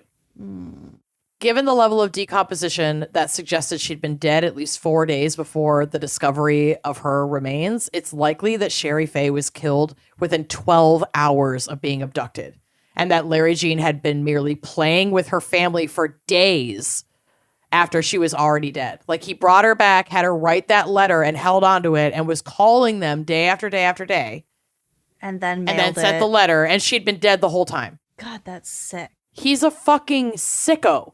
Yeah. To have that hope that that you can save your daughter. He was telling them she's fine, and then waited to send the letter so that they wouldn't assume she had been killed. He knew exactly what the fuck he was doing. Oh, that's sad. Within a week of Sherry being discovered and only 2 weeks after her abduction, the little town of Columbia was rocked again when 9-year-old Deborah Mae Helmick was taken from her own front yard while playing with her brother and sister on June 14th, 1985. This guy is broad daylight. These situations where you think that they'd be safe. She's in a running car. She's picking up the mail. This little girl is playing with her siblings on the front porch. Yeah, like they're in the front yard. They live in a mobile home park. And so there's nearby neighbors. They're outside with their siblings. Parents are probably inside. Yeah. I wouldn't Like- think twice about Neither would I. 9. Oh, no. Oh, 9 years old. Though no letter was sent this time, probably because she's 9. And like, on what planet is a 9-year-old going to write a last will and testament? But whatever. But the calls did start coming in, with a final call to the Helmick family on June 23rd, once again giving directions to where little Deborah Mae's remains could be found. She too was left exposed to the heat, just like Sherry, and this time was left just off a dirt road outside of town, seemingly suffocated in a similar fashion to Sherry, with duct tape wrapped around her face, and again, one report referencing a plastic bag. These murders in rapid succession sparked the largest manhunt in South Carolina history, enlisting the assistance of the FBI. One of these agents was profiler John Douglas, who took on the job of reviewing some of the taunting calls that the Smith family had managed to get recorded with the help of police. So, like, the day that they came home and just saw her car at the end of the driveway, they were like, oh, fuck, something bad happened. They called 911. She's reported missing. People are out looking for her. They can't find her. So the police and then they start getting these calls and they report the calls to the police. So the police essentially like tap their phone. Yeah. Knowing that he's... John Douglas is who the Mindhunter series is based on, right? I think That's so, like the beginning of the profiling. Mm-hmm. Yep. Oh. When interviewed years later by A&E, John Douglas, shared some of the profile that he put together on Larry Jean, who at the time was still unnamed as a suspect. So they're just working off of a psychological profile. Mm-hmm. Quote, "This was no amateur. He was fairly criminally sophisticated and educated streetwise. You don't start off with this type of case. You would have a history of other sexual assaults and possibly abduction attempts, which he had. People like this have trouble in interpersonal relationships. They'll try marriage, but the marriage doesn't work out. Generally, crimes like this are intraracial, meaning white people abducting other white people, for example. Also, he had some kind of electronic device that enabled him to disguise his own voice, indicating a background in electronics. I mean, he was literally an electrician. As far as age, I usually start at age 25 with this type of violent crime because it's usually not someone super young. Like he said, it's usually someone with a little bit of a history. Yeah, someone so 25 would even be on the young side. It ramped up gradually, and you probably don't start till puberty at the earliest if it's a sexual thing. Exactly. He goes on to say, here we have an abduction at a mailbox in broad daylight on a Friday. That's pretty risky. So we start adding years. He was 35 or in that range. We thought somewhere in his early 30s. This part gave me fucking chills. Okay, so he says, quote, "I also saw in the few times he did call and got in touch, like when he was calling the Smith's house, Sherry Smith's house, he got in touch with Dawn, Sherry Smith's older sister. We could see there was going to be a fixation on her. There's also, this is aside from what he said, there's also a theory that he had wanted Dawn, and Sherry and Dawn looked so much alike. Dawn was a little bit older than her. That like the opportunity to abduct Sherry essentially presented itself to him, and he took Sherry, but he'd actually wanted Dawn. We can't confirm that, but that's like a theory that's out there. But the one that he targeted, Dawn, was older. Yes. So Dawn is Sherry's older sister, and when he was calling Sherry Smith's family to taunt them after he had abducted and killed her, he was like obsessed with talking to Dawn. Oh, okay. Quote, "She looked very much like her younger sister and he could be targeting her. I told her father, Mr. Smith, I'd like to use Dawn and work with her as a lure to get this guy to keep communicating, and we'll learn more and more about him." Ooh. He said, "Is it safe?" And Douglas assured the family that he would do everything possible to protect Dawn. And Dawn was a fucking badass and immediately said she was in and wanted to do everything in her power to take down the bastard who killed her fucking sister. Oh my God, I can't. But so like she says yes, and then part of her role is to keep him talking when he did call and then like encourage him to call again. Even when he said shit like this that will absolutely gross you the fuck out. Okay. Quote, "God wants you to join Sherry Faye. It's just a matter of time. This month, next month, this year, next year, you can't be protected all the time." Oh, God. Right? She's so brave for assuming she continued to go through. No, I can't. She did. Oh, I mean, I'd like to think that Ashley or Madeline would do the same for us, but also, Madeline I don't know if wouldn't do the same for me. I mean, I love my sister, but like, that's a big ask. Sometimes you gotta let sleeping dogs lie, you know? Yeah, Ashley, you were already dead. What good could this do? She's moving anyway. But I'm so impressed with Dawn. Yeah. Like, the psychological fortitude that it would take to endure that is unimaginable. Unimaginable. How could she sleep at night? I truly don't know. I'm so in awe of her. I could not possibly put myself in her shoes. Especially not in a million years. Especially imagining and knowing the circumstances under which he had abducted these two victims in the first place. In broad daylight, I wouldn't feel safe ever leaving my house. Ever. I wouldn't feel safe in my house. No, well, and we'll get to that. Oh, cool. Okay. Yeah. So the biggest breakthrough in the case came from Larry Jean himself. Completely by accident, as it usually is. The legal pad that he had given Sherry to write her last will and testament had the imprint of a phone number that had been written on a previous page. Yeah. Yep. Investigators called this number and it rang to Redstone Arsenal in Alabama. What is that? The business was linked to a South Carolina couple, Ellis and Sharon Shepard, an older married couple living about 15 miles from the Smith home, who did not fit the FBI's profile of their killer in the slightest. Still, investigators followed the lead and asked the Shepards if they knew anyone that fit the profile that they had been putting together. Without hesitation, both Sharon and Ellis agreed that this sounded exactly like Larry Gene Bell.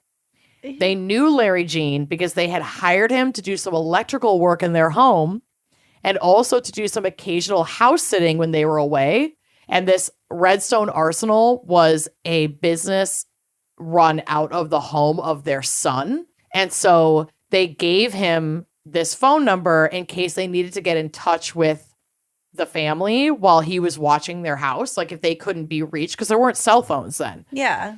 In So it's case like, of we're going to emergency be, contact. in case of emergency, call our son. Here's the phone number. So they, like I said, they'd written the number on a yellow legal pad in case Larry Gene needed to contact them while they were traveling. Turns out Larry Gene had done some electrical work in the Smith home in the year prior and had likely met Dawn and Sherry and had been growing his obsession with them since that time.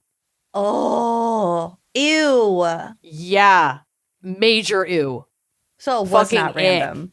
Oh my No. God. What about the little This girl? connection- That I don't know, but like I think it's fairly, I wouldn't say safe to assume, but I think it's not wild speculation to assume that a similar just escalated. circumstances, Or It if either it just escalated. it either escalated, like it was coming down off of, this murder in the last 2 weeks and he was prowling, Yeah. or he maybe had done some work for this family as well at their trailer Man. and knew that they had kids. That's so fucking gross. But with the age difference, I could see it either way. Mm-hmm. Like The Sherry age difference is throwing me off. it's almost 10 years. Yeah. And obviously Sherry's still a child. She's 17, but not in the same. She's a She's teenager. not 9. She's not 9. Mm-hmm. So it does make me wonder if he was just emboldened and was like, well, I'm going to take this fucking kid out of her yard with her siblings and see if I can get away with it. Yeah. Oh. So this connection from electrician work and the Shepards, who, like, thank God they were like, yeah, that's Larry Gene and here's how you can find him. This connection was enough to grant a search warrant of Larry Gene's apartment, where several hairs were recovered deemed, quote, microscopically similar to Sherry Smith's hair. Later, the Shepards further assisted in the investigation by identifying the voice of Larry Gene on a recording of a call to the Smith house. A taunting call. Yep. So, like, these random elder people that were just like, oh yeah, this handyman, he's already been in our house plenty of times. We're totally fine with him house sitting. That they like threw a bone to. They were pretty huge in this investigation, like pretty instrumental in this investigation, given we don't have much in the way of DNA or other forensic evidence to use in this case. It's kind of spectacular that the profiler called them and was like, hey, Yeah. do you know anyone who may have been an electrician, maybe around the age of 35, 35. may have done this and this and this? And they're like, that sounds like Yeah, Larry that's Gene. Larry Gene. Yeah. I Yep. just think that's lucky. And in one of these interviews, the investigator was like, yeah, they responded almost in unison. That it sounded like him. Kind of makes me think they that he immediately knew. kind of makes me think that he gave them like maybe subconscious like creepy Creeper vibes. I was wondering the same thing. Mhm. They never from what I saw, what I was reading, they never like outwardly said that, but it does make you wonder. Yeah. Yeah. Yeah. So this next section, I am just going to read from the Wikipedia because they give a succinct overview on this part. But, quote, Bell was also suspected in 3 other disappearances. The disappearance of Beth Hagen, the 1984 disappearance of Sandy Elaine Cornett, and the 1975 disappearance of Denise Newsom Porch. So on November 18th, 1984, Sandy Cornett, then aged 26, was last seen arriving home from supper with her fiancé at 6:30 p.m. Later that evening, her fiancé attempted to reach her on the phone, but received no response as he drove back to his house in Greenville, South Carolina. The following day, when she failed to show up for work, her neighbor reported her missing. There were no indications of a break-in or a struggle at her house. Her checkbook, house keys, and driver's license were all like close by in the home. So and normal. the brown pocket, like maybe in like a cubby where she put it, or like in a key bowl like I do. Mm-hmm. And the brown pocketbook that she carried was on her bed. The TV left on. Ooh. I mean, the car still running with the keys in it. In Sherry's case, It's like they're just snatched up. like out of thin air. Yeah. But it's like if he had been doing electrical work in their house and there didn't look like there was a struggle. I mean, I can't realistically say that someone who's been in and out of my home doing work for a considerable amount of time, showing up at my house and knocking and being like, oh, I think I left something here, or oh, this, that, and the other. I'd probably invite them in. Yeah. Come on in. Exactly. So I've told you about the creepiest encounter that I've had, right? Just say he was a contractor. I feel like you did. And but say it again. He was over doing some drywall work, and Corey was out of town for like the weekend. Mm-hmm. But I had known this man for several years, so like he didn't seem right fishy Scary. or whatever. Yeah, he was in our house doing drywall work. He packed up his shit. He was leaving, and he went outside the door, and he like kind of looked around. And he was like, "Where's Corey?" Oh, and I stupidly, just because I wasn't this guy. anticipating, I said, "Oh, he's out of town. He'll be back tomorrow." Mm-hmm. And this man walked back into my house and was like kind of standing in the doorway. And he was talking to me. He just he started talking about like something really random, like how his son was like brewing beer or something like that. He just I don't care. Go away. Kind of started rambling about something that we had not been discussing before. And he seemed kind of like distant out of it, just like trying to get back in the house and like keep me distracted is what it felt like. And he just kept talking, and he kept like looking around and like looking outside. And we were still under like heavy construction in our house, and I had a hammer on the dining room table. And I was, in my head, I was like, am I going to have to turn around and run for this hammer? Right. Because I don't feel safe, but No. But if he's just being a weird guy, then that random outburst would be really weird. Mm-hmm. So I was like, eventually after like, a minute or so, I was like, okay, well, I have a friend coming over soon, so goodbye. Yeah. And he eventually Thanks for stopping by. He eventually left, but that feeling, I was just like frozen, and I had that like that fear of, do I look weird and take a preventative step for myself getting hurt, or I don't know. It's just, I always think about that when like women are like, well, you don't want to be rude when you're protecting yourself. Yeah, I mean. But he eventually left, and I called Corey immediately, and I was like, I don't feel comfortable with this guy in my house. I never want him over here again. Mm-hmm. So he never came over again. But it still squicks me out. Like, I really feel like he could have done something. I mean, that kind of shit makes the fucking hairs on the back of my neck stand up. Mm-hmm. But that's like, contractors coming in your house. Right. And that's what I mean. It's like you invite them in. You know them. They're there to work. You know them. Right. Mm-hmm. Right. Yeah. So in Sandy's case, there were only 3 items missing from her personal effects: an ATM card, a dictaphone. What's a dictaphone? dictaphone? I think it's like a little recording device, maybe. Phone. This was 84. I feel like we've Googled this before. I feel like we have too. Recording device. Boom. High performance voice recorder, designed for use by busy professionals. There you go. I wonder if you could change your voice with it. Oh no, I doubt it. I doubt that's what he was using it for that. But okay. And a dark blue velour jogging suit that was probably being worn by Sandy at the time of her abduction. Mm. Because she was, quote, not the sort to open her door to a stranger, investigators think she was taken away in her home by someone that she knew. Authorities spent 2 days looking for Sandy in the neighborhoods and neighboring woods, but they were unsuccessful. The lost ATM card was located and used twice at an unidentified Charlotte, South Carolina bank. Employees did remember seeing a woman who was not Sandy use it twice and a man use it once. So I don't know. So it was used 3 times. Oh, I guess. Yeah, that's a Wikipedia mess up. But the main suspect in Sandy's disappearance is Larry Jean Bell. Bell was reportedly her previous boyfriend's coworker at Charlotte's Douglas International Airport and had attended a party at her home. It's a very cute airport, by the way. Cute. It's very tiny. It's very quick.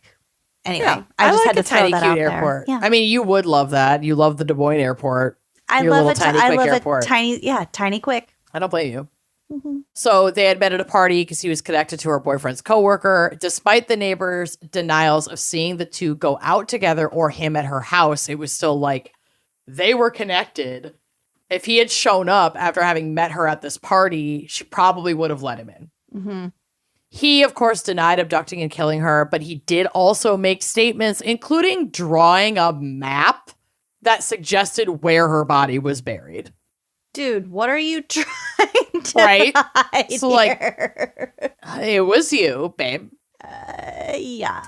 And then Denise Porch, 21 years old, was last observed in Charlotte, North Carolina on July 31st, 1975. She lived in the complex at the time and worked as the manager of Yorktown Apartments on Tivola Road.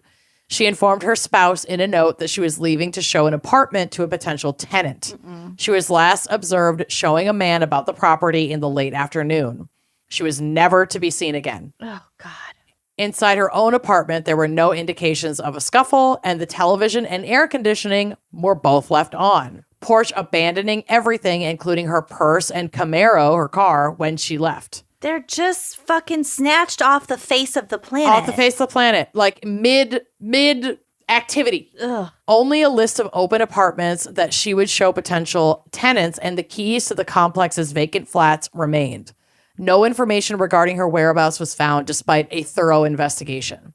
7 years after her disappearance in 1982, her family had her proclaimed legally dead. Since she had recently celebrated her first wedding anniversary and, according to her relatives, was content with her life at the time of her disappearance, it's unlikely that Porch left of her own volition. In the middle of the 1980s, Larry Jean Bell became a potential suspect in the Porch investigation. He was a former electrician who in 1975 resided around 300 yards away from Yorktown Apartments on Cherry Crest Lane. Yeah. He was in the neighborhood. He was the neighbor. Yep. Ugh. He maintained his innocence in Porch's case and was never formally charged in connection with her disappearance. He's also the prime suspect in the disappearance and presumed murder of several other young women in North Carolina. He is considered a serial killer, even though we only have the 2 confirmed killings. There's got to be more, especially because of the way it escalated. You don't just 1000%. take a child out of their front yard without precedent. In the middle of the day. Yes. There's no fucking way. I will never believe in my life that he wasn't doing this kind of shit before. And then, like, I think he knew that investigators were closing in on him about Sherry. And so he was like getting a last punch in before he was going to be put away and or sentenced to death. And that's how poor sweet Deborah got taken out of her yard. Oh God, that's so sick. That's what I think. Yeah. And yeah, it makes me fucking ill, but that just tracks. One last hurrah. He's going to get caught anyway. Oh, exactly. So both Porch and Cornett vanish in Charlotte, North Carolina and remain classified as missing, although at least one of them was declared by her family as legally dead. Despite not being able to pin these other disappearances on Larry Jean, he was sentenced to death for the murders of Sherry and Deborah. A creep till the end and possibly a nod to his history of working as an electrician. In 1996, when he was finally up to be executed, Larry Jean requested his execution be by electric chair. Oh, you sick fuck. I know. And his request was granted. Ugh. Larry Jean Bell was electrocuted to death on October 4th, 1996 at the age of 46, leaving no final words. Oh my God.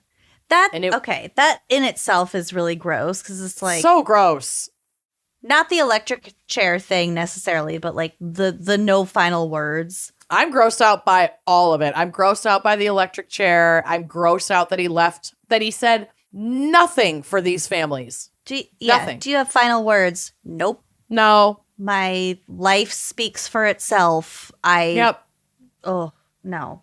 Oh. I fucking can't. I can't. It would be almost 10 years until anyone else in South Carolina was executed in this manner. Most folks opted for lethal injection, and he had that option in 1996, and he declined it. You'd think it'd be more smooth. Right? But I guess electric chair was requested again in 2004, and as far as I know, that was the last time it was used in the state. There's a new form of execution. It's like the nitrogen gas or whatever. I haven't really read how that turns out, but I mean, y'all know how I feel about the death penalty. I am not a proponent of it. I just think our justice system is too flawed to execute people. It's also a lot more expensive if you want to get into the taxpayer dollars of it all. It's also really racially skewed. It's racially skewed. It's inhumane, and it's just, especially in that vein of it being racially skewed, far too many people have been proven innocent after execution. There's no going back. And honestly, if one fucking person was found to be innocent after the fact, that's enough for me to go, we shouldn't be doing this. But at the end of the day, this motherfucker, he's gone, and he went out the way that he wanted in the fucking electric chair, I guess. Yeah. But if you want an even deeper dive into this fucking jagweed, Southern Fried True Crime has an amazing 2-part episode. Their episodes 48 and 49 are all about this case. Also, that show is just phenomenal. So Erica's check her out amazing. either way. Yeah, she's incredible. There's also a Forensic Files episode on this case called Last Will from season 7, episode 42. It aired July 26th of 2003. Does that mean Peter Thomas was still the narrator? Probably. I believe so. I have been watching the new ones. I like them. I like them. I do too. I didn't piece together that the Cold Case Files narrator, who is Bill Curtis, is the same Bill Curtis on Wait, Wait, Don't Tell Me. Oh, really? I didn't know that either. Right? I think I'm shook. Bill Curtis. Watch you end up being wrong about that. Oh my God, his son was found dead in 2009. I gotta stop clicking on the news first. Stop anything looking at else. links. Jodie Foster was just declared a lesbian. Declared a lesbian by herself. She came out. I knew I wasn't crazy on that one. I fucking knew I wasn't crazy. Yeah. Anyway, American Justice and Cold Case Files and Wait, Wait, Don't Tell Me. But he's so funny on Wait, Wait, Don't Tell Me, and he's so not funny on Cold Case Files. Which listen, people with intense voices and deep trauma can also occasionally be funny, Lucy. Let me see when his son was found dead. Okay. She just glosses over it. I don't believe you. Age 38. Found by a family member at the family ranch near Sedan. Oh, shit. That's really sad. His death is believed to be the result of complications from schizophrenia. Oh, my God. What? Okay. I'm going to do some off-air research about that. Yeah, let's save that for another episode. And in the meantime, special case to Kenzie Evans. Special thanks. case. Oh, my God. I'm drunk, you guys. It was a special case. I'm drunk, and I am I'm going under in 12 hours. You're gonna be fine. It's also way more than 12 hours. It's 15 it's way more. hours. It's at least 15 hours. Way more. It's at least 15 hours. You guys, I'm fine. If there's no episode next week, you'll know I didn't make it. No, because we're a couple weeks ahead. Yeah, that's what I mean. Yeah, after this next week after this episode. Yeah. Anyway, it's been a good run, guys. Thanks, Kenzie Evans. You'll know that Amanda's dead way before you hear it on this show. If you don't you'll tweet about it. Yeah, I will Instagram from beyond the grave for sure. That's if I get one action as a ghost, it's going to be post one more selfie on the gram. I'm dead, bitches. And then I will have to resurrect myself to see how many likes I get. Mandy out. Mandy fucking out. Lucy, have a seance and tell me how many likes I got. Can you please, though? Yes. Can you promise? Oh my God, yes. And you. Scott and I will go to the the eclipse belt. Yes. We'll channel Totality. Please the belt do. of totality. Please. I am officially bequeathing you a little portion of my ashes that you could take with you after I die. God, I just need to start a collection of my best friend's ashes. That's sad. You'll be Anyway, number 2. I can't wait. I can't wait to take that number 2 spot. In no particular order, but in order no of particular death. order. In a I'm taking it. definitely traumatizing particular order. Yeah, I'm taking it. I'm taking that spot, baby. All right. Well, we love you all. Thank you for listening. We will see you next week. Hopefully. Hopefully, one of us will see you next week. Bye-bye. Oh, no. Thanks for listening to Wine and Crime. Our cover art is by Kala Yip. Music by Phil Young and Corey Wendell. Editing by Jonathan Camp. Our production manager is Andrea Gardner. For photos and sources, check out our blog at wineandcrimepodcast.com. You can follow us on all the socials at Wine and Crime Pod. If you have questions, answers, or recommendations to share, email us at wineandcrimepodcast@gmail.com. Episodes are available on Apple Podcasts, Spotify, wherever you get your podcasts. If you like the show, please rate, review, and subscribe on Apple Podcasts. It is the best way to spread the word. If you'd like to show your support and get access to all sorts of wine-fueled bonus content, visit our Patreon page. Cheers!